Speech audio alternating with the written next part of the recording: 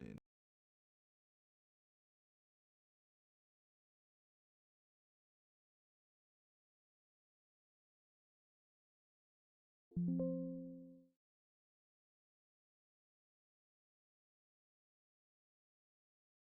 Trying. No, I don't like that.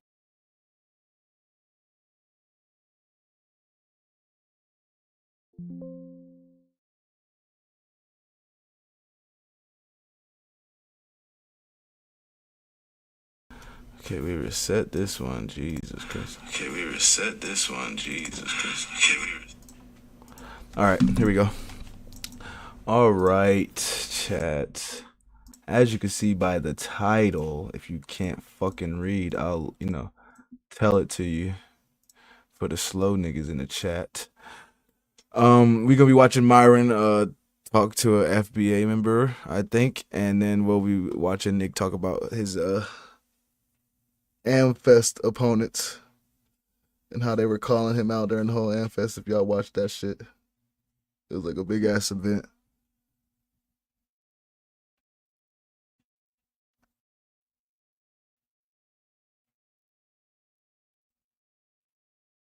But yeah, we'll watch this and then see what Nick talks about when with the AMFEST. Goddamn my eye. But yeah, let's get right into the shit.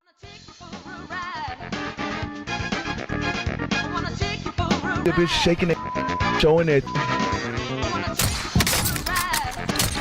You this, you that. We laughing at them together. Oh! So stop treating these like they mean something. Let's go to TikTok.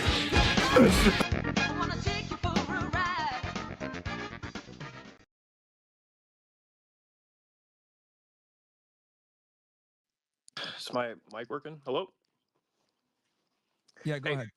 Hey, so you're very direct and often contentious with people you disagree with. Do you think that approach actually moves America closer to where you believe it needs to be, or does it risk deepening division?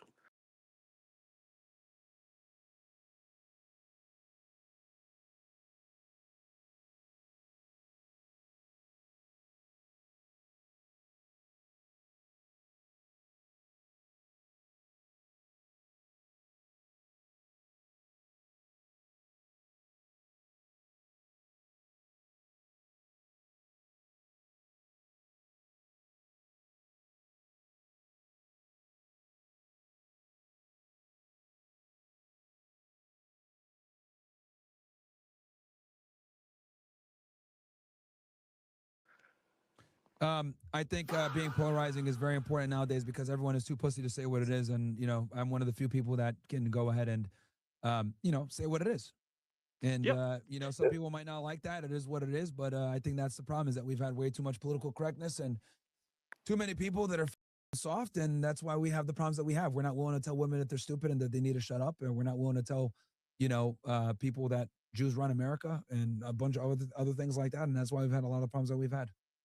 Yep, sounds good. That's all I wanted to ask. Sure, no problem. Who's up next? It's like the SAT writing section. Hey, yo, can I go next?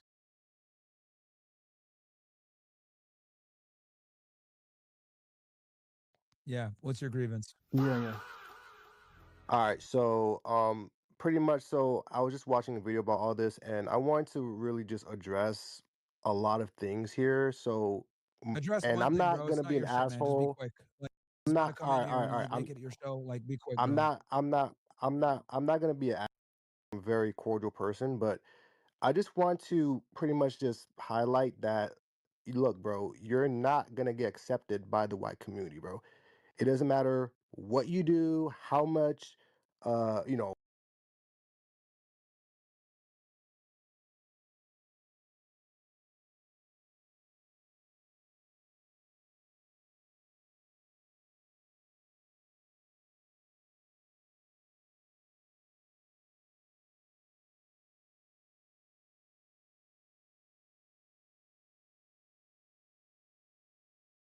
stupid, tap dancing, or any of the other sort of things you do, they're not gonna see you as their own, bro. They're never never gonna accept you, bro. All right, That's why they Lucifer, didn't a want question for you. to Are you black, bro? accept you. No, It no, no, doesn't no, no. No, matter what this is race very I am. important. This is It very important. does And not matter. You're black too. If you're not, Okay, it perfect. doesn't matter. Thank you for answering my question indirectly. Okay, so if you've noticed during the course of this whole discussion here, right? Whenever I get hate, 9 out of 10 times it's from like you, bro. So you could sit there and say, "Oh, you'll never be one of them. They'll never accept you." Blah blah blah. But the reality is, they rock with me. They respect me. I don't get hate from them. I get hate from Kool-Aid assassin, fried chicken connoisseur like you.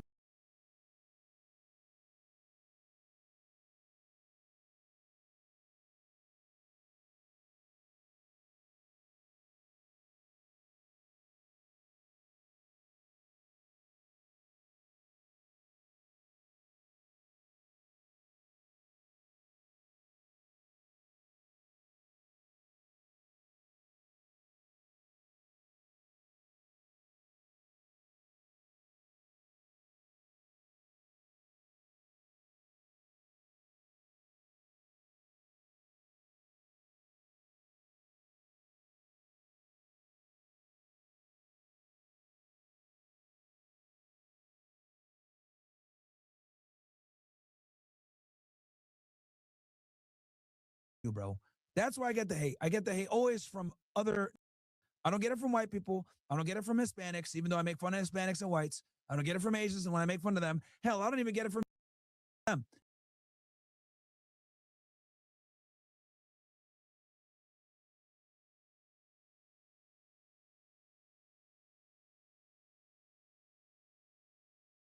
And I be cooking them pretty hard.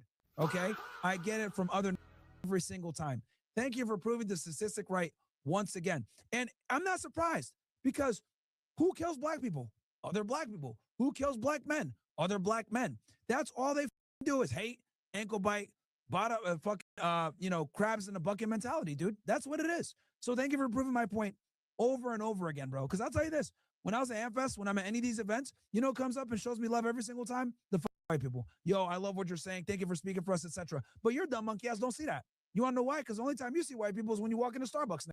Then you got to go back to the hood and deal with roaches and all the other bullshit that you got to deal with. Okay?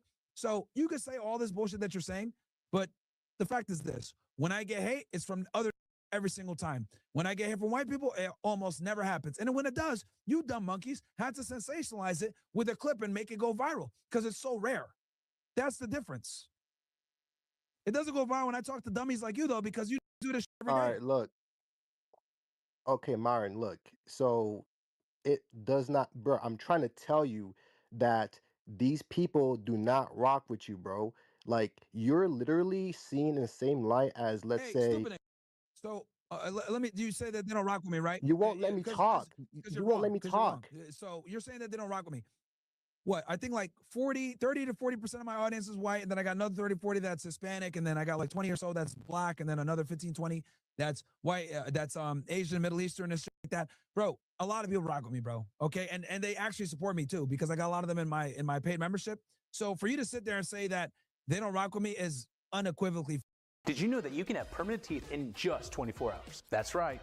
Only 24 hours and your new smile is false in every single way. Okay. So I don't know what to tell you, bro, but you don't even know what you're talking about. You can't even have your facts right. But go ahead. Bruh, you're literally delusional right now, dude. Like I'm being dead ass, and I'm not trying to be disrespectful. I'm just trying to show you reality. You see what I'm saying? What's the Because reality? look, how you wait, bruh, how you see black people is how they Really? see you. Uh-huh. Yes, dude, you're not Caucasian. They don't give a. How many times have you been in these Twitter spaces where they called you a sand? Are you dead ass? Are you blind? Are you blind, my Okay. guy?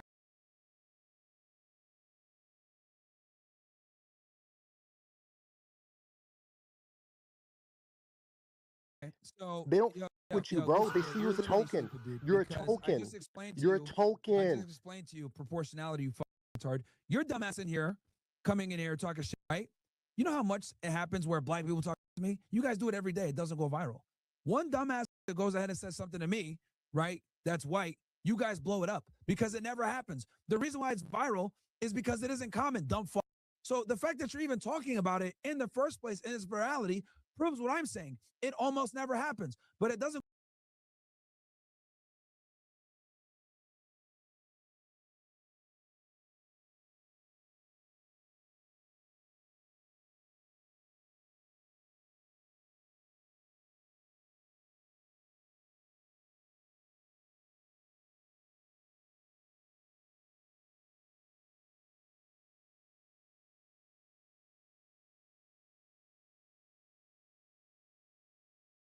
go viral when I talk to dumb monkeys like you because you all you do is talk about this shit every day. Talk shit to me. So, dude, you're stupid. It's proportionality. And I don't know what it is about you black people. You guys don't understand proportionality. Like the No, fact that you commit 50% of the crime. You guys don't understand numbers. That's what I like about Asians and Jeets at least. Understand numbers. You guys don't. 90% dude, of the hate you're I get from literally black the people like you, dumb fuck. You get that. dude, how you speak, because how you view black people, bro, it's really just comes down to how you view You black niggas people. are stupid. How That's you view why. no, Bro, no, nigga, that's what we all got black fatigue because you niggas are stupid, bro. You niggas are dumb. You're literally in here telling me white people don't accept you. White people don't accept you. I go outside. White people love me. Took hundreds of pictures. Guess who they were all with? White people. I get on Twitter. They do a space. Who's talking shit? And then they have the nerve to tell me these white people don't accept you. Shut the fuck up. They do. And they actually, not only do they accept, they support me with their money, with their love, everything else like that. So do Hispanics, and so do higher IQ black people, unlike your dumb monkey ass. You're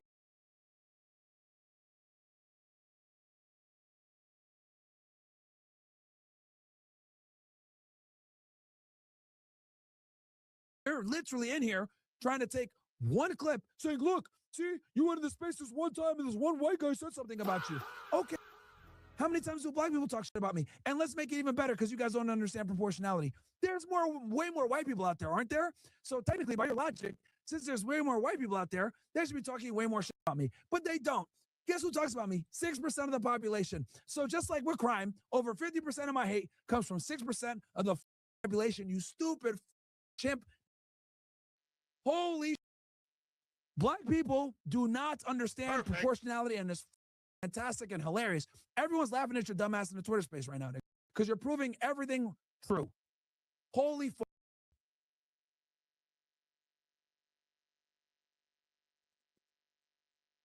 Go ahead, Tyrone. What do you got to say to Any finish final off? words? What do you got to say? Nigga's name is Guccifer. This shit's a joke. hilarious. Gucci's in his name. No, look, you're crashing out, bro. Like you literally are not practicing any You're emotional stupid. control. You're I hate crashing out, retards. That's and you why. You're just retarded. I wait. hate stupid Yeah, people. but all you have to spew are ad I hominem just gave you attacks, bro. numbers. Literally, dude. No, dude, dude. Fuck with Myron, Myron, okay? So fuck yourself. You're gaslighting. You're trying to pull him into your negative orbit. Sorry to interrupt. Let this monkey finish, bro. Go ahead. What do you got to say, nigga? dude, how you view me as a monkey is how these white folks view you, dude. Bro, you're not Caucasian. Like, it doesn't matter, dude. You're brown, dude. They see you as they want you deported as well, bro. Like, I don't understand why it's not clocking into you, bro. You're not one of them. So why are you tap dancing for them? Why? It doesn't make sense. It boggles my mind, my guy.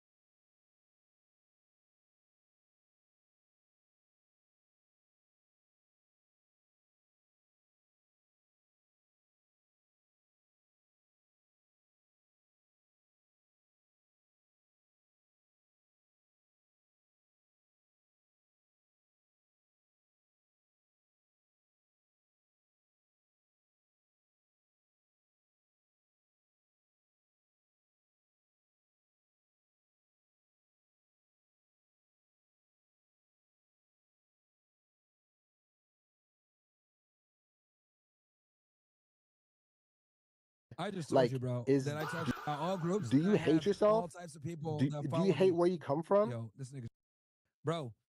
He's See, a here's the broken thing. record. My community is all different types of races, and we all hate stupid. It just so They don't happens. with Here's the Muslims. thing. It just so happens that most of the people that tend to They be don't like stupid Muslims. are not like you. It Why are tends you to be Muslim? blacks. Okay. Why are you Muslim trying to get into the white Christian?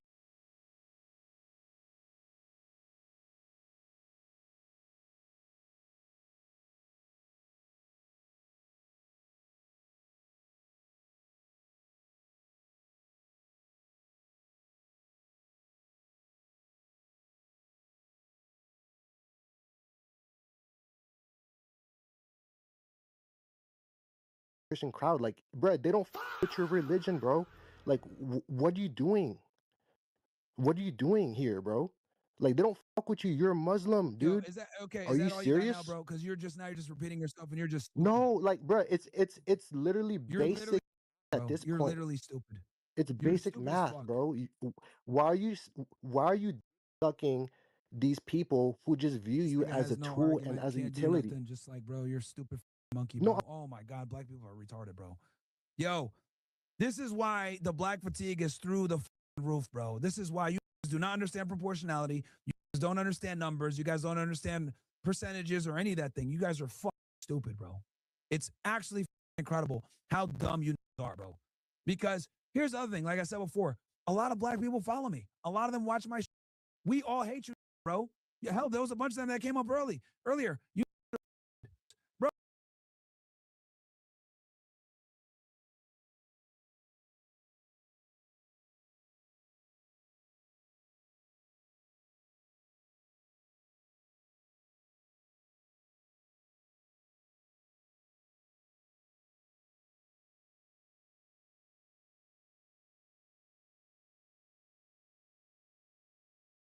Bro, we hate stupid. It just so happens that the majority of stupid tend to be blacks, bro. I'm sorry. It is what it is. There's dumb white dudes out there. There's dumb Asian.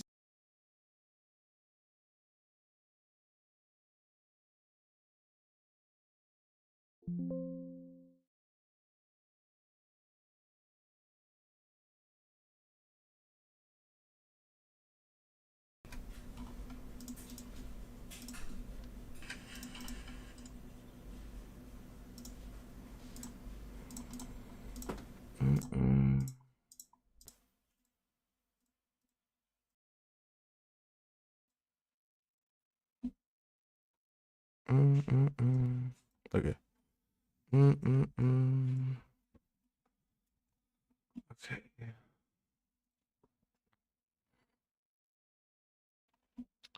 Hold up, chat. Kick bro right out. Like, imagine being able. we don't want to be around you niggas no more. I'm sorry. We're tired of you niggas interrupting and disrupting what we got going on. We're really tired of it.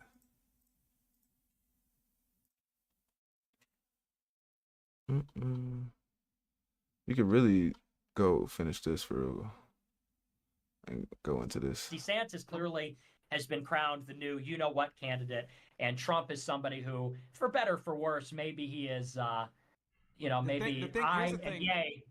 Yeah, go ahead. No, sorry, dude. Crazy connections that you drew there. I'll say this: the thing that makes Trump safe is that he doesn't need AIPAC. He doesn't need these crazy lobbying, people to pay for his campaign. See how even in 2023, niggas are saying he doesn't need AIPAC, he doesn't need lobbying, he doesn't need this because he has the money. This is why we voted for the nigga, because we thought this nigga has bread. He's not gonna fall victim to the niggas with bread. He has the bread. Why would he get tricked from the niggas with the bread? Campaign, etc. He has his own money, so he can't necessarily be compromised to the same degree as some of these other politicians. That's why I like Trump so much. Look, he's not the best person ever. He's not perfect, etc. But he's relatable. I like that he doesn't give a fuck. And then on top of that, he can't be controlled because he has his own money. And I think that. Boom. The three main things. Nigga was definitely men could relate. We knew he had the money, and he didn't give a fuck, bro. He was saying whatever the fuck he wanted to say, whatever he did, was doing whatever. Like, he was showing, like, I'm gonna take this shit back over. But, whoo, APEC grabbed that ass. That's so powerful because in this day and age, you ain't gonna rise through politics without being in bed deeply with these guys, aka them boys. I mean, obviously Trump has dealings with them too because he's involved in New York real estate. You can't be involved in New York real estate without dealing with them boys. Yeah, his family is absolutely connected as well. But it's not to the same extent as a lot of these other politicians. When I was fading away from Trump a bit, you know, I was like, oh, this is getting a little too kosher for me. My dude, DeSantis comes out of the blue and made me love Trump. I'm like, look what they're trying to do. They're trying to give us a carbon copy, but it's a homosexual this time. Get the fuck out of here. So why do you think that Trump was kissing the Great Wall of China, but but Biden never did? Well, there's some that say that Biden is actually based. And I said, and you know, I'm not one of those people, but no, I did say Biden this on my said show. You can't be a Christian without being a Zionist on film. So let's not, just because he couldn't find the fucking Great Wall of China doesn't mean he's fucking based. But check this out. So a few months ago, Bibi Netanyahu's in real trouble. You know, he's trying to pass his judicial reform, and they're trying to storm his house. You know, the unions are threatening a general strike if he doesn't resign. And I said this on my show, and this is like a tough pill to swallow for Trump supporters. But you know that if Trump was president, he would have went out there and said, I stand behind Netanyahu 100%. Biden hung him out. Yo, this nigga literally predicted the future. That's crazy, because that's literally what the nigga did. That's literally what bro went and did. That's crazy. That's crazy as fuck. I'm trying to tell you niggas. Y'all gotta pay attention, bro. To dry. Biden wouldn't invite him to the White House. Biden was kind of criticizing him from afar. So, you know, that's just something to keep in mind that Trump's son-in-law, Kushner, is like this with Netanyahu. Like, by the way, Kushner lives at 666 Fifth Avenue. Look it up. That's literally his address. 666 Fifth Avenue. Jared Kushner's address. And Netanyahu would stay there in the penthouse with Kushner when he visited New York. Now, after Trump left office in 2020, Kushner brokered the Abraham Accords under Trump. And that opened up investment from the oil-rich Gulf states like Saudi Arabia, Qatar, the Emirates to Israel. Once Trump leaves office, Kushner goes out and he strikes a deal with his consulting investment firm, and he funnels $1 billion from the Saudi Sovereign Wealth Fund into Israel, and he gets a very generous commission. He does a couple other $400 million deals with Qatar, with the Emirates, I think with Bahrain, all going there. These are the first such deals of their kind, enabled by the deal that he brokered under Trump. So, you know, I have my reasons to be skeptical, but when I see DeSantis, it's like Trump is clearly the better option. And I think that Trump has a very transactional view of it. Maybe that's naive, but Trump does have a transactional view where he says, like, you know, I'm going to do you some favors and you're going to give me $100 million to run. And that's not ideal, but it seems like he's not like a total shill. He's just making a transaction. But, you know, yeah, go ahead. My question is for Trump and these movers and shakers, billionaires and stuff. Nah, turned out to be a total shill, a piece of shit. Horrible. The first Jewish president claimed by him. Kissing the wall and everything. Shaking his ass. Open it up for Bibi. Pardon me, Bibi. We send Bibi so many damn weapons. Fucking cuck.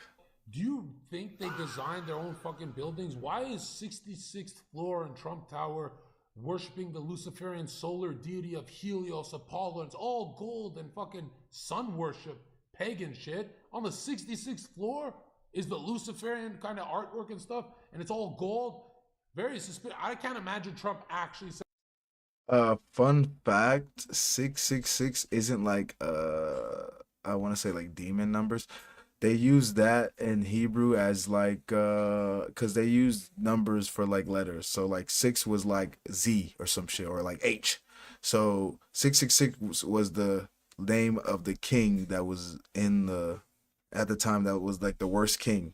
So I want to say that that's like a common like Christian thing that they use. Like 666, don't use 666, but that's really not like it's not like a Satan, like a demon thing. They were just referencing the evil, the worst person in their time period. Saying I want to make this. It feels like someone's doing it for him. You know?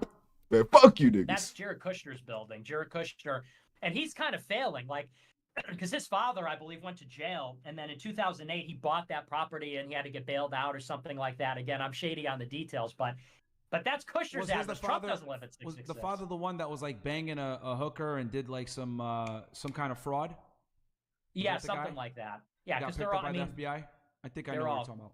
Criminals like that. I mean, seriously. Oh yeah, dude. Yeah, seriously. Yeah, you deal with these guys, you're gonna see some kind of issue with fraud or. But of course, Satanists ran with it because they didn't understand the concept of what it was actually. I know why no one actually 100% goes against the establishment. Apparently, you walk into a room as a politician, they say, hey, in that room, you're going to meet Netanyahu or whoever. You're going to meet this big mover and shaker who's going to help you. And you walk in, and apparently it's a two-way mirror with a fucking naked child, and they snap a photo and say, we own you, bitch. So a lot of them are compromised. They're like really fucked over, and they don't even have to do anything. They're fucked over, right? Compromised. I mean, dude, the thing that no one wants to admit, right? Like, it's weird because when I see people talk about Epstein, they kind of dance around this shit. Bro, let's just call Epstein what he was. He was an intelligence agent from Israel that was basically compromising powerful people in the United States to secure funding to gather intelligence.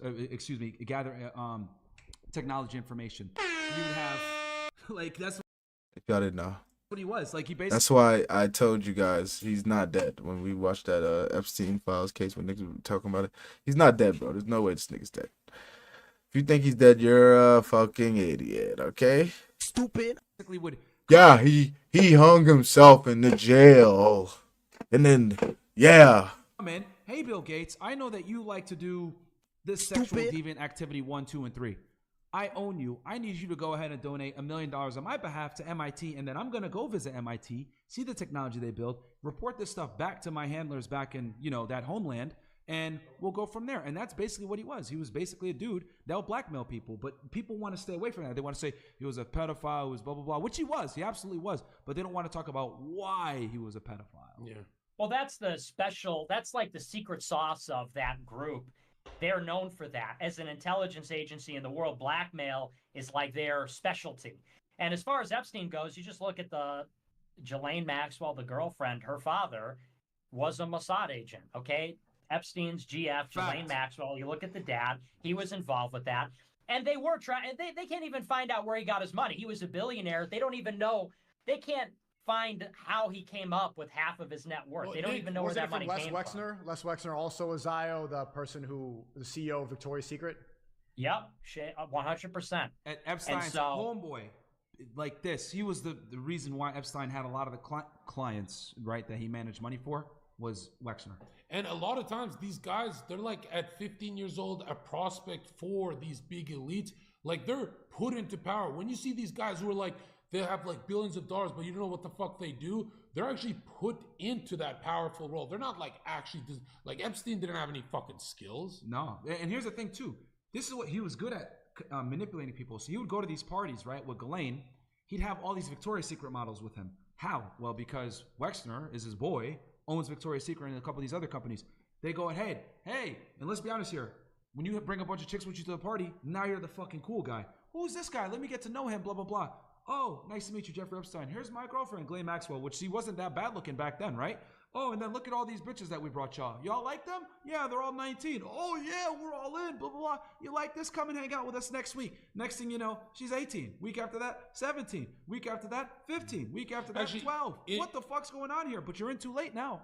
In my documentary that's coming out in a couple months, I have Kay Griggs, who was married to a high-ranking military officer from NATO, and she was getting abused by him. He was drunk, and he was leaking everything to her, and a lot of the footage is already on YouTube. She talks about how the lowest ego a male can have to be the best mercenary is doing a psychic ritual of sodomy, getting fucked in the ass, that every Navy SEAL has to do one cold kill and get fucked in the ass. They're called Cherry Marines. And she talks about how... what the fuck? They start off with hot prostitutes and get the young boys drunk, and they eventually... I got it. That's weird. That's food. If that's a Jewish bagel, I'm running, bro. I'm jumping. Keep cooking. And then Nick, I got a question for you after he finishes this rant, which they asked me this earlier today, and I was thinking about, damn, this is a good question, but go ahead. Basically, all psychological programming of these young men to be like elite killers It's always some gay black magic. Like Aleister Crowley said, his black magic influence and occult science and powers started when he fingered the rim of his butthole. That homosexuality is like, it pretty much, they use it, like they tie it. It's not just deviancy with kids. Like they always tie it to, they're always gay. The elites are always gay, and all the powerful people are always gay. I don't know. What do you think? I got a question for Nick. So Nick, check this out. We had a podcast with the Valuetainment guys, Patrick Bet-David and them, right? And he asked a very thought-provoking question. He said, who do you think, name 10 people that are the most responsible for the decline of the United States after November of 1963? And I know what he did there. That's after Kennedy obviously was killed. And I was like, wow. And he said it could be anything. You can name intelligence agencies, you can name families, whatever it may be. Who are the 10 people that were the most responsible for the degradation of the United States as we see now? I'll turn it to you. That's around the immigration demographic change, right? Yeah. Whatever 10 things you would say are the most influential in the downfall. Well, that's an interesting question. You would have to figure out sort of what constitutes the downfall. And I would say it's breaking the fucking cross. That's the only thing. Since the 1960s sexual revolution, I'm just saying the attack on churches, that is the downfall. We could say, let's say overall. I think Zerka is fucking annoying. It could be family values. It could be the economy. It can be society in general. It's the church. The fuck are we talking about? Whatever it may be. Well, I mean, its demographics are a huge part of it. Like, mass immigration is going to ensure that this country doesn't survive because politics is so much a part of it. Like, we can't get political solutions because there's this left-wing political coalition made up of these foreign hordes. Like, let's just be honest. You look at the election in 2016, 90% of the people that voted for Trump were white. 90% of people that voted for Trump were white. And we see how the demographics are going to play out in the future. And basically any opponent of the regime is going to have a very hard time winning because of this baked-in demographic disadvantage. So you can blame that not on the 65 Immigration Act hard seller, but the 1990 Immigration Act under George Bush. Okay. George Bush is a huge part of it. Okay, so George Bush. So I'd throw him in there. Pornography is one of the single biggest problems in the United States. I'm talking about internet pornography. So talk about the owner of MindGeek or the owner of OnlyFans. Even though Reality Kings, all these, which they're all like one big ass company. Reality Kings, like they're all one porn company. MindGeek owns all of them. MindGeek owns all of them. Okay. Pornhub. But Nick, you know why I say it's attack on the church that's number one is because they bring in a bunch of brown people. Brown people vote blue. But if we do it Nick's way, bring all the Europeans, those are homosexual Democrats who vote blue as well. You need to turn those Europeans Christian or else you fail either way. I'm not saying bring in anybody. I'm saying that you brought in people that are always going to vote left. They're always going to vote. I mean, you see that at the second generation, they vote more left-wing. Like Asians in particular, second-generation Asian immigrants vote more left than their parents. And that's now increasingly the biggest immigration cohort is from Asia, not even from Latin America anymore, although there's still a lot of Latin Americans. And let me tell you this, too. They lose their religiosity. Yeah, go ahead. And I'll say this as a guy that's first-generation American. I do like what Zerka said, though, because that is true. Even if we do bring other people here, if they're not the same religion, they still might do different shit. My parents immigrated here, and I'm going to be... Which is why we shouldn't be bringing niggas into first place. 1,000% agree with you. Immigrants only vote red once they actually start making money, right? So, yep, that's a tough pill to swallow that no one want to admit. My family, when they first came here and we didn't have money or whatever, always voted blue. Now that we got some money and we actually see how the world really fucking works, we're like, okay, nah, we're voting red now. Same for my It's the same thing, too. Like anybody in chat, y'all know what time it is. If you came here as an immigrant, your family almost always votes blue when you're poor. As soon as you get a little bit of money, I would say that number, once you hit 80K plus a year and they really start fucking you on taxes, because I would say that's when you start to get to that point where you're like pseudo higher middle class, and they start taxing you high, you're like, whoa, I'm voting red, bro. This is starting to get ridiculous. I would go as far as to say, if you want a fair paycheck, have a white boss. Like a Jew and a Muslim, and come on, are we kidding? Are we kidding? So Nick, continue on. So you said George Bush. Who else do you think are the other 9 people responsible the most for the downfall of society in the West or the United States? It's the porn industry is a huge part of it because, I mean, this is just like that's straight up, they're stealing people's souls. I mean, they corrupt people with pornography when they're very young, and then they become, it's almost impossible for them to regain any kind of sexual morality. Like lust is one of the most dangerous sins. So I put them up there. I would say the new atheists, like, as this was actually, compared to Europe, a more religious country, a more Christian country. It was only in the 80s, 90s, 2000s that you get this new generation of what they call the new atheists. And so, you know, it's the Richard Dawkins, it's some of these other guys, and even some of the comedians, these Jon Stewart types. There was a very prominent trend in the 2000s where Christianity was ridiculed, religiosity was ridiculed. I think that's a huge part of it as well. You know what's interesting? So okay, so Bush, pornography, the new atheist, new atheists. What's four? It's really the breakdown of the family unit. That's like the biggest. That's a big all one these too. things contribute to that. Which is pornography. Yeah, that's pornography. Porn, all this will yeah, lead. it all like it has a ripple effect. But sorry, continue on, Nick. What's number 4? Let me interrupt you real quick. Like you, I think it was you. I'm not sure who told me about this, but like, for example, Jews are the only religion where you can be like Jon Stewart or Larry David. These guys, they don't believe in God. They're atheists, but they still call themselves Jews. Imagine if you walked around, they're still Jews. Like Larry David is a Jew. Well, they're a people. They're not a religion. That's what I'm saying. People. You can't say that Myron grew up Muslim, but he's not. You can't ever say like I'm an atheist Muslim. No, it makes no sense. That. But there are so many atheist Jews that are in prominent positions in entertainment. Wow. Because that's what people don't understand is that there is the religion and then there's the people. So some people will say they're Jewish and they're atheists because they believe their ethnicity is Jewish, not because they believe in the religion. Like Seth well, it's Rogen, an ethnic, Jonah Hill. It's an ethnic religion. You know, I mean, they believe that they are elevated above everybody else by God. They're not a universal religion. Muslims and Christians believe everybody, as long as they accept the creed or the faith, can become that like religion. Jews don't believe that. It's a small club. And you know what's funny is Jordan Peterson, it's like you gotta pick up the sword. That fucking homosexual, they force this fucking spell casting on us and say Judeo-Christian. Fuck you mean Judeo-Christian? Judaism is the rejection of Christ. How the fuck are you linking them? But they always do. CAA and all of them, they all do this. And it's crazy. Every Republican buys into it. Yeah, Judaism is, they only believe in God. They don't believe in Jesus. They think Jesus was like a magic, was a magician or some shit, or witch. God damn it. They don't believe in Jesus. Christians, we believe in crucifixion. Jesus rose again. Jesus, God, and the Holy Spirit are 3 in 1. Muslims do believe in Jesus, but he did not die on the cross for them, so they do not believe in the crucifixion. So there you go. Besides you, Nick, every single one of them thinks it's Judeo-Christian. He's not a Republican, though. Every single... Yeah. So sorry, continue on. So you were at 4, and what's 5?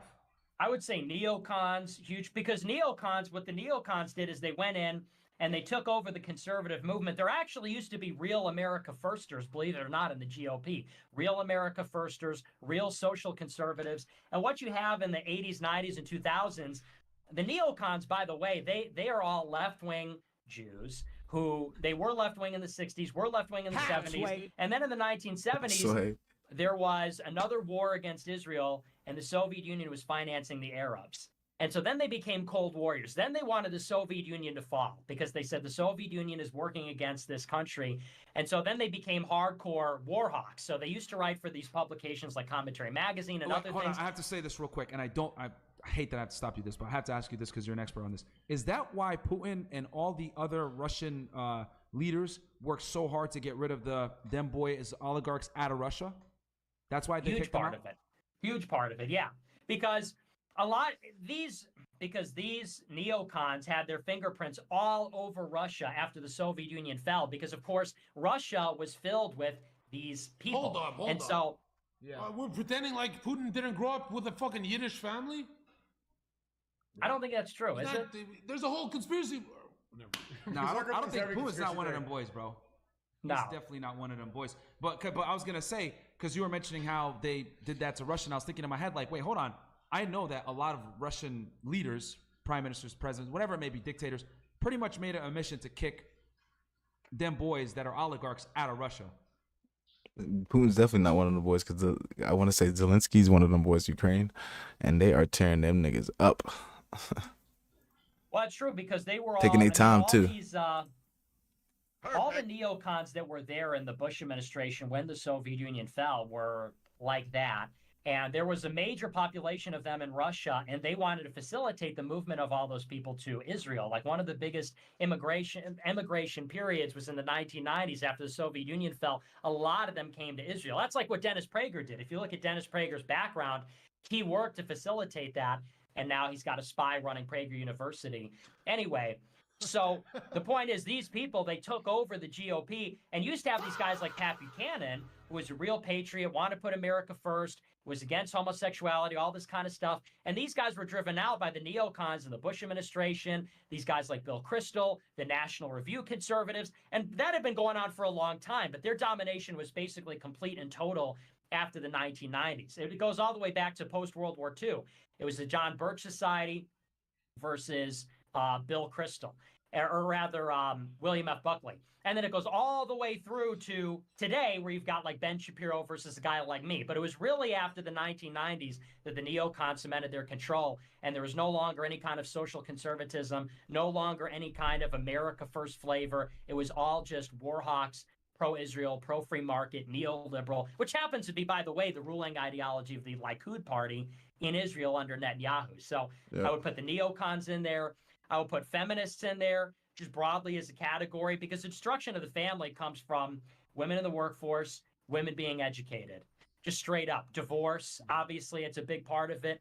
And, you know, by the way, all the proponents of the suffragette movement, the proponents of women in the workplace, I mean, who do you think all those people were if you go back and you look at the names? We know I read this book from the 70s, and it was about like the entertainment industry in the 80s and 90s, like shows like Sex and the City and Cosmopolitan, like pushing the feminist girl boss agenda.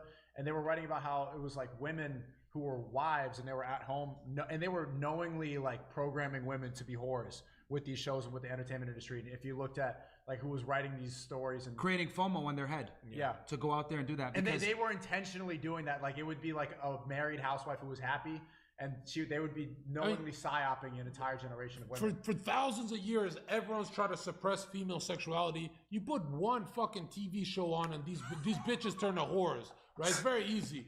But Nick, as a Catholic, I really don't share your position that the Orthodox Church is on our team. Like they don't even believe in original sin.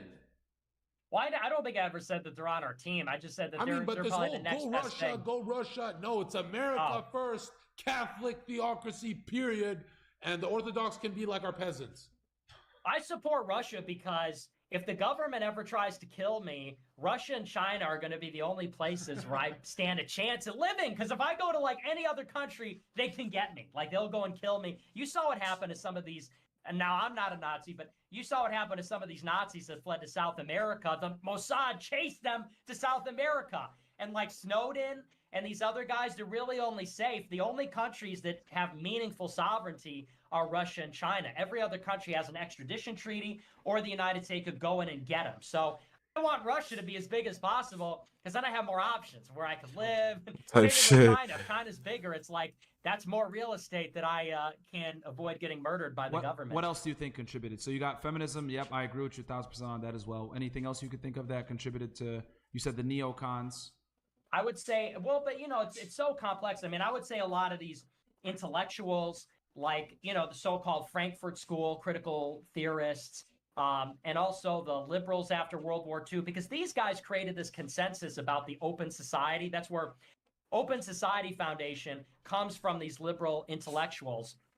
And they tried to deconstruct how fascism happened essentially in the 30s and 40s.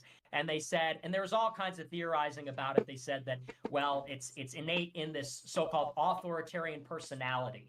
People that are molded by, you know, strong fathers and tradition develop this authoritarian personality, and that leads to fascism. It's this closed society that leads to, it's the strong gods of nation, family, race. They create a sort of worldview that lends itself to that structure of government. So they said, we've got to undo all that. We got to get rid of race. We got to get rid of the family, get rid of the nation. We have to form a truly open, international, tolerant society so that that kind of regime can never happen. And that's like the foundation of our entire worldview. So I would say these guys, plus that whole, and when he mean by that kind of regime, he's talking about like the Holocaust, so that doesn't happen again. We need to open up society and make sure everybody's tolerant, so that nobody doesn't like us, and we don't never have one of those again. Because you know how bad that was, guys. Remember? Museum industry, which starts cropping up in the 70s and 80s, it turns into an industry of guilt, where they say what happened in the 30s and 40s was so bad, never again. That's the mantra. Never again, never again. And so basically we have to browbeat the population into giving up their father, giving up their race, giving up their nation, so that that kind of solidarity that could produce that effect could never be recreated. Never again. In other words, if Germany didn't have a strong racial solidarity, if they didn't have a national solidarity, if they didn't have a strong charismatic leader, they could have never done what they did. So how can we make sure that never happens again? Remove all those ingredients. And what do you get? Multiracial, multicultural, tolerant, open, liberal, international America. That's the open society. So when you look at the history of multiracial nations, every single one failed. Like literally, I'm not being hyperbolistic. It's like 99.9% failure. But I do think one of the biggest psyops is the digital age. Like it was to take like a couple thousand people to start a revolution. They used to group up and meet up. Now everyone thinks, oh, you have this internet space on Cozy Rumble. No, you're being watched. The internet actually makes it way easier for the government, way easier. So, but I don't believe in revolution. I like having my wife as a whore. Hey, real quick, Nick, that event that browbeat us, what's the number? Oh no! Exactly whatever they said is the number. Not one over, not one under. Less, exactly. No, right there. 271 shit. 271 shit.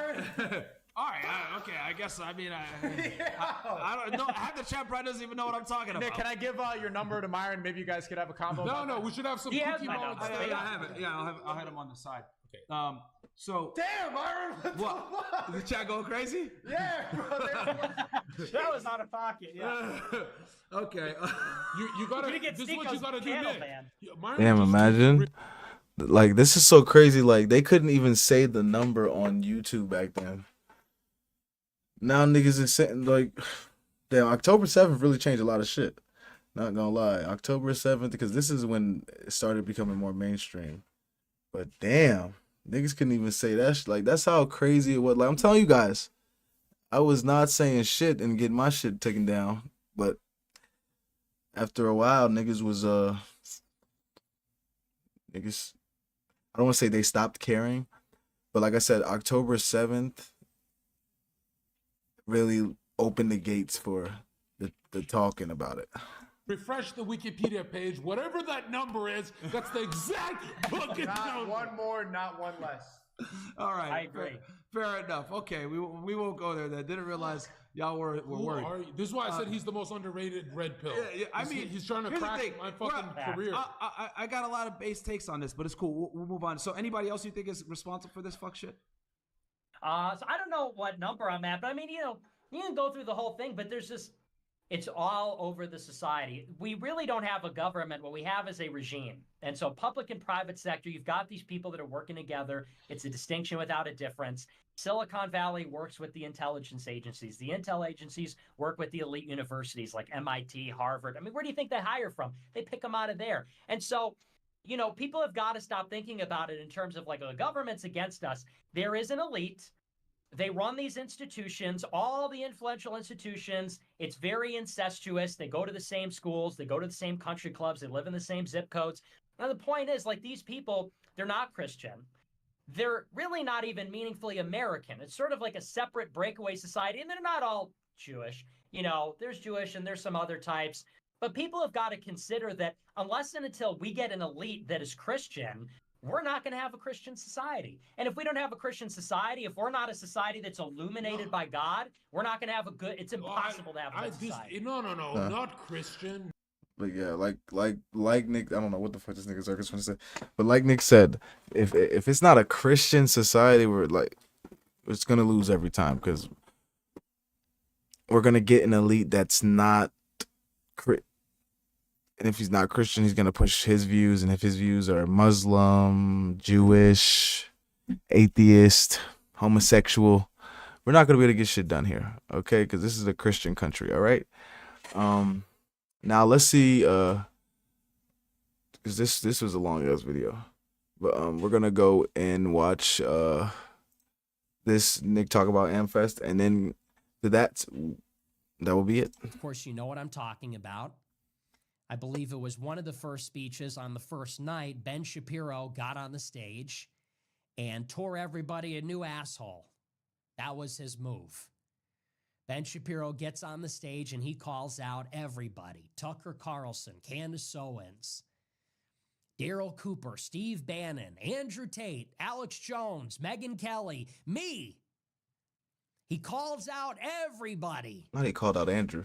And admittedly, it's a bold move. And it's a bold decision for a couple of reasons. Thank you. First of all, Ben Shapiro was not even on the roster when Charlie Kirk died. When AmericaFest announced their lineup in August, Tucker Carlson was on the list. Steve Bannon was on the list. Ben Shapiro was not. Ben Shapiro was added later. Now, I'm not privy to the decisions that are happening inside Turning Point.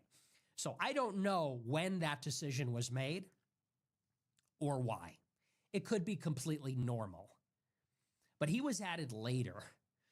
It is also true that Charlie Kirk and Ben Shapiro were not the biggest fan of each other. They knew each other for a long time, but they were very different people. It's also true, obviously, that Turning Point is a venue, especially after Charlie Kirk was assassinated, that is supposed to be for free and open discussion. Charlie Kirk's life mission was to build a big tent around the conservative movement that would have a lot of different types of people inside of it, with different viewpoints, debating them out, and having the freedom and the opportunity to do so.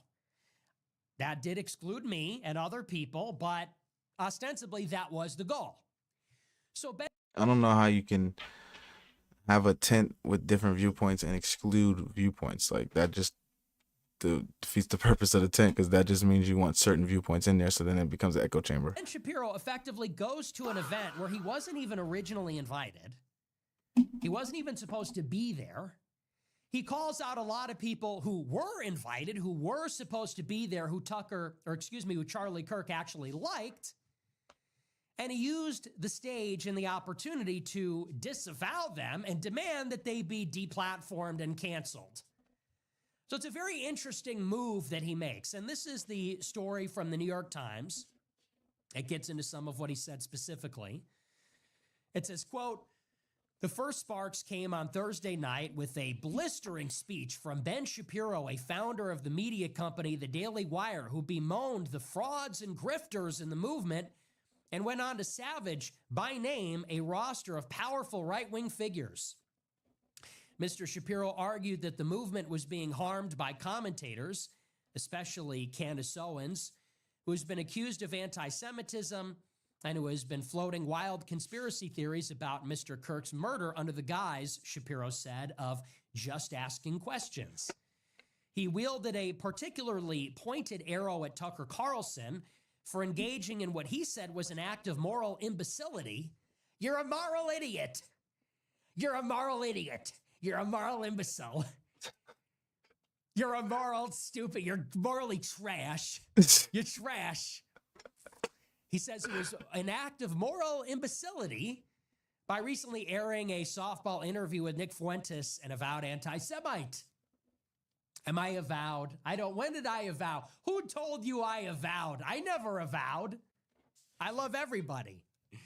Mr. Shapiro, hammered Megyn Kelly for failing to... That's how they make you look bad, though. They say that shit. Oh, yeah, he's racist. That's what Pierce was doing the other day. Condemn Miss Owens and Mr. Carlson. And he He called Stephen Bannon, the one-time chief strategist for Mr. Trump, a PR flack for Jeffrey Epstein. So in total, Shapiro called out Tucker, Megyn Kelly, Alex Jones, Andrew Tate, Candace Owens, Daryl Cooper, Steve Bannon, and me. This was the speech. And, he thinks that he did something. And all of the National Review and Zionist and Israel worshiping conservatives, they all think that he did something. They think, yeah, that's what I was about to say. he swear he just danced for Israel up there. Oh yeah, I don't like these guys. Look at me, baby. I disavow these guys that talk shit about y'all. Look. That was courageous. They think that was brave. And I think everybody else looks at that and says, this is a kid with Asperger's. This is a Jewish spur gout. By definition, you get the ugliest, most unlikable, most hateable, most obnoxious, despicable person. He's also the shortest. And Ben Shapiro marches up to the stage with his Israel flag in tow, with his giant yarmulke covering his head. And he gets up on his wooden crate on the podium and says, "Oy vey, you're not loving Israel enough. You don't worship Israel enough. You're a moral imbecile. You're a moral anti-Semite." And everybody under the age of 45 first goes, ugh. Hate that voice, hate that face, hate this ugly little twerp. That's the first reaction. Second reaction is, this guy doesn't belong here. And this guy doesn't belong here because this is the America First movement. And Shapiro gives this big speech. He talks about this is a question of frauds and grifters. It's about truth and authenticity. It's about courage and telling the truth. It's about none of those things. What do all of the people that Ben Shapiro called out, what do they all have in common? Bannon, Tate, me, Megyn Kelly, Candace Owens, Tucker. What do they all have in common? They have almost nothing in common. Except for one thing. Not in terms of gender, not even in terms of nationality, not in terms of religion. Excuse me. We don't even all get along. As a matter of fact, most of us don't get along. All the people that he called out. The one thing that we all have in common is that we have all criticized Israel's conduct in the war in Gaza. We have all talked about the influence of the Israel lobby. That is the one and only thing, notably, that all of those people have in common. He gets up there, marches up to the stage. I'm going to tell you what. Excuse me, 1 second. We're going pretty good there. I got this terrible cough still. Excuse me. Shit. That boy's sick as hell. Oh my gosh. I think they poisoned me in New York. Marches up to the stage. He says this is about the courage of our convictions, the courage in our conviction in the truth. The one thing they all have in common is that we have criticized this country. And I will say this. What Shapiro did was bold. Courageous, brave, absolutely not. Certainly it was bold. It was bold because it's like you're kind of telling on yourself. Because like Nick said, they don't have anything in common. So why the fuck would you name these niggas as you don't like these people? And the only thing that they've done is criticize Israel, you jackass. I don't know. Like, it's like they're doing it so loud now. It's like they don't even give a fuck. And to his credit, Shapiro is being bold in defense of his people. He is calling out all of these right-wing figures on behalf of the Jews, on behalf of the Israel lobby. And he's doing it in a deceitful way. He's doing it in a tricky way. But that's what he's doing. And he's boldly naming the names. He's boldly stepping up to an audience which is not going to receive it probably very well. And he's sticking up for his people. And in that sense, we have to understand what Ben Shapiro is, which is that he is a partisan for another tribe. He's not a partisan for the Americans. He doesn't care about America. He's not a religious zealot for Christ. He doesn't believe in Christ. He hates Christ. It is Christmas in 2 days. Ben Shapiro will not be celebrating. He will not be observing.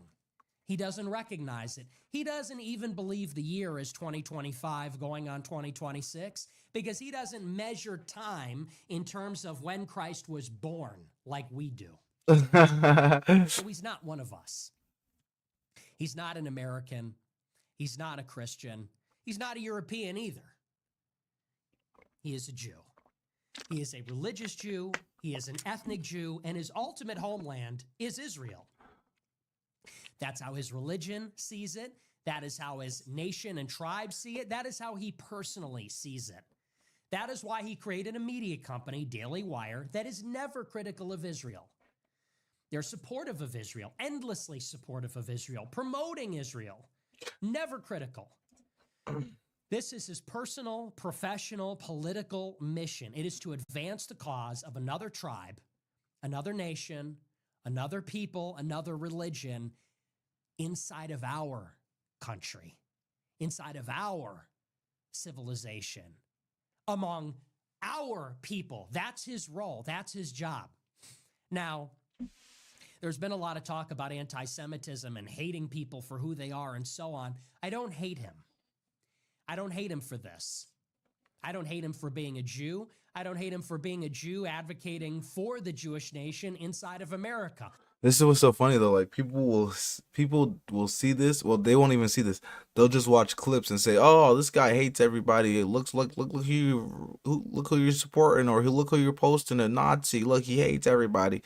And he says this all the time, bro. He literally says this all the time. I don't hate niggas. I just see how you're destroying my fucking country. It's that simple. Perfect. I don't hate him for any of that. I don't hate him because he's a human being. And I don't hate him because I understand him. And in some sense, he's doing what's logical. He's doing what is right in a sense, according to his subjective opinion of what is right. And so it's like the scorpion and the frog. He's going to do what he's going to do. I am far more disappointed with our own people than I am with Ben Shapiro. For Ben Shapiro, there's no surprises. Ben Shapiro marches up to the stage, gets on the phone book, and he rants and raves about anti-Semitism. There are no surprises here. Somebody asked me, "Do you have any comment about this?" I had a journalist text me.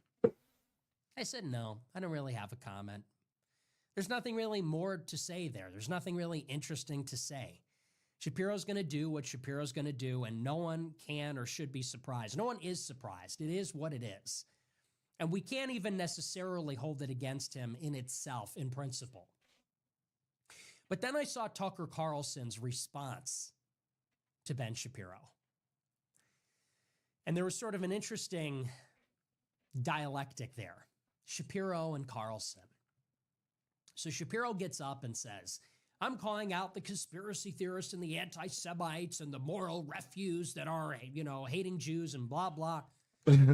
And Tucker gets up almost immediately after, gets up a little bit later, the same night, and he gives a speech. As I said, he was invited earlier. And he responds to Ben Shapiro's charge. And I want to read to you this excerpt from Tucker Carlson's speech. I'm going to read it to you. It's a little bit long, so bear with me, but this is just an excerpt from it. Tucker said, quote, "I am not an anti-Semite for a very specific reason. I'm not an anti-Semite because anti-Semitism is immoral in my religion. It is immoral to hate people for how they were born. But that is not a limited principle. It is universal. It applies to every human being on earth. You can disagree with them. You can hate their ideas. You may even find yourself hating them for a moment, but you can't hate everyone who's like them. You can't punish people for crimes they didn't commit." Understand that in a court of law, you don't consider people to be a member of a group. If you are charged in a criminal court with a crime like murder or manslaughter or even a traffic ticket, in a court of law, when you stand before a judge or a jury, you are considered as an individual charged with a specific crime that you did or did not commit, and that is the basis on which we decide whether you're guilty or innocent. But that is altogether different than how we look at a country of 330 million people. It is also different than how we look at different ethnic organizations, ethnic lobbies. For example, when we look at Ben Shapiro, 1 out of the 2% of Jews in America. We see a person who is married to an Israeli. We see somebody who lives in a Jewish enclave in Florida. He actually moved there to be surrounded by other people like him. He created a website that is exclusively dedicated to supporting the Jewish state. And he will call out and attack anybody that does not support the interests of that Jewish state.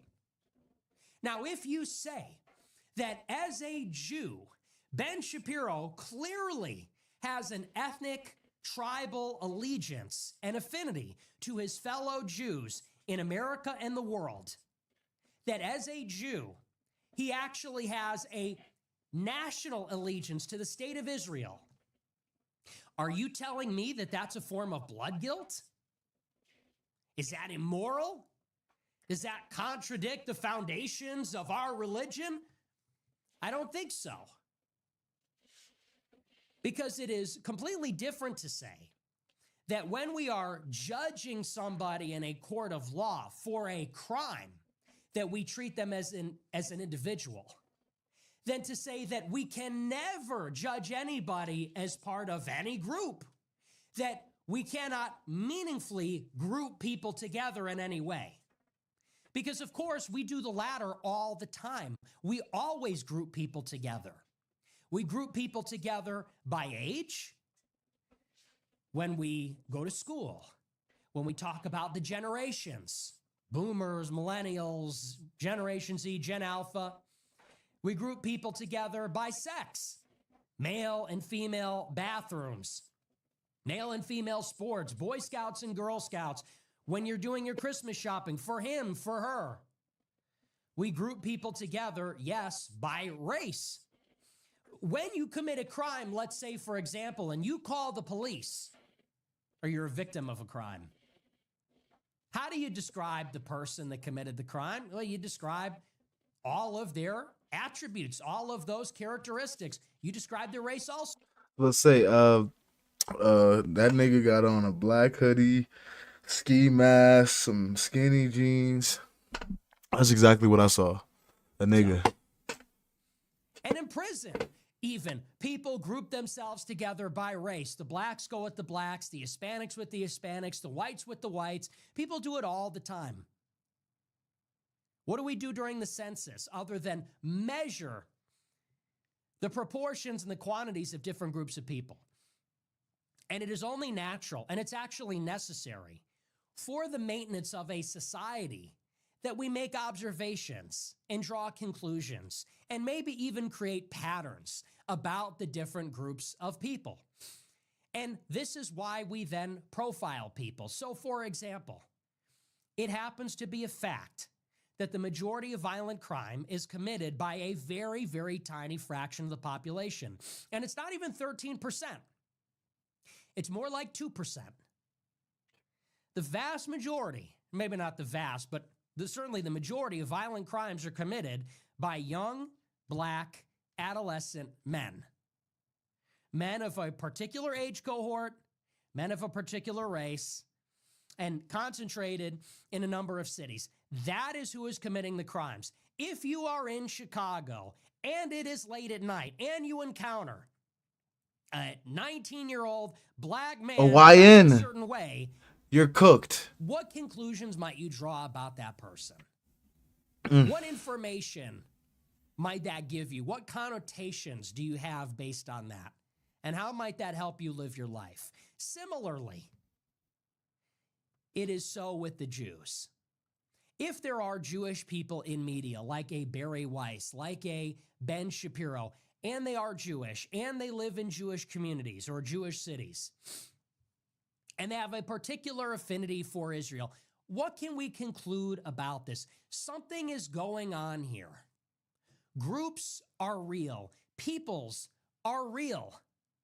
And we may be individuals in a courtroom, but that's maybe the only place where we're ever individuals. And that's because a courtroom is one of the only places that resembles heaven. Because what happens when you die? You face a judgment. You stand before a judge, you hear your charges, and then you receive your sentence. And so the only place in the world is an American court. That is the only place where you're considered an individual. And that's the only place where individualism maybe has any meaning, where you will stand alone before an expert, who will hear all the facts before a jury, and you'll receive your consequences. You'll receive your punishment. And if you don't understand, oh, this is the fireworks. And if you don't understand what he's talking about, for example, I get mad at niggatry because when people see me, they see nigga. Until I start talking and actually articulating what I have to say and, not chimping out all the time like you monkey ass niggas do, they don't know that. So they see this big 6'5" African ass nigga. They like, he probably gonna get mad as soon as I say something. I probably can't even have a conversation with him. He might chimp out. So I get what he's saying, because you get grouped in with the fucking niggatry because you're just so happen to be that color. So, but outside the courtroom, you are a son or a daughter of a mother and father, and you received their genetics, their behaviors, their looks, their attributes. Maybe you were raised by your parents. And through the transmission of nurturing, you're receiving other things also. You're a sibling, you're a cousin, a grandson, a granddaughter, you're a constituent, a resident of a particular place in a particular time, eating particular food, drinking particular water, breathing air. And yes, those things actually tend to matter also. In a climate, in an environment, speaking a certain language, all of those things imprint upon you. The idea that we cannot draw conclusions based on those things, the idea that as a society, we cannot make decisions about peoples and their values, their customs, their behaviors, which are all documented, which are all observed thoroughly. The idea that we cannot record and measure those things, create insights and conclusions based on those things, and use those insights to inform how we as a society should move, that is called liberal ideology. Liberal ideology. Of course, we can do these things. Of course, we can take groups of people. We can measure them according to qualitative and quantitative characteristics. it's called pattern recognition, guys. Like, and that's what that's what people don't understand is like, it's not him being racist. He's just telling you the pattern that he's recognizing that's going on, okay? We can observe and measure their behaviors. We can map them out, create patterns. And we as a society can make decisions about what is best for the continuity and maintenance of our civilization. Of course we can. And there's nothing immoral about that. There's nothing evil. It doesn't contradict our religion. Stop giving me the speech about blood guilt. We have to retire that. Point me to the person who is saying, all Jews are guilty by blood and they all have to pay. Point me to who is saying that. I don't know who's saying that. Because whoever is saying that, they certainly have a far smaller platform than I do, because I haven't heard of that person. We have heard this speech over and over and over again. Blood guilt. We're Christian. We're individuals, blah, blah. Okay.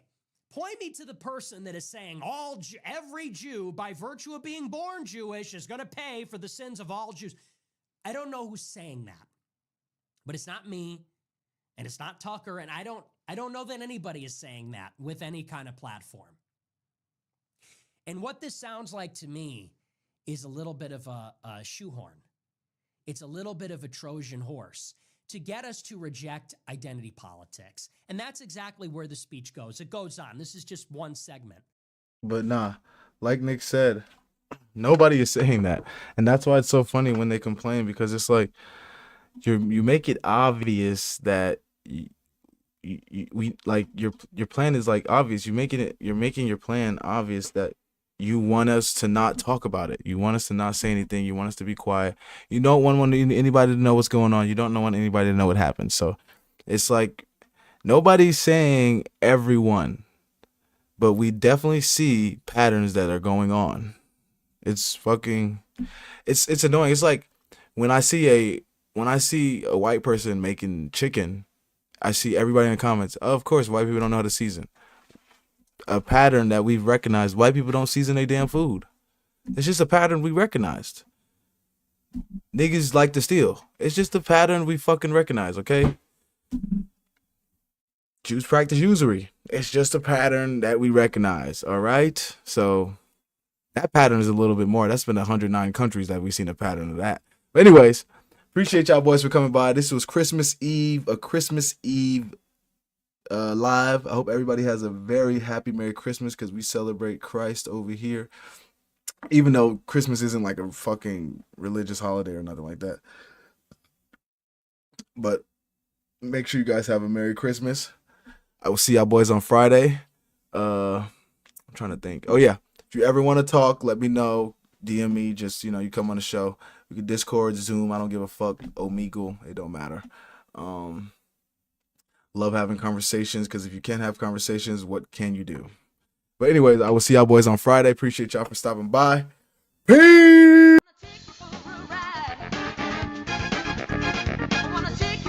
The bitch shaking it, showing it. You this, you that. We laughing at them together. Oh. So stop treating these mother like they mean something. Let's go to TikTok.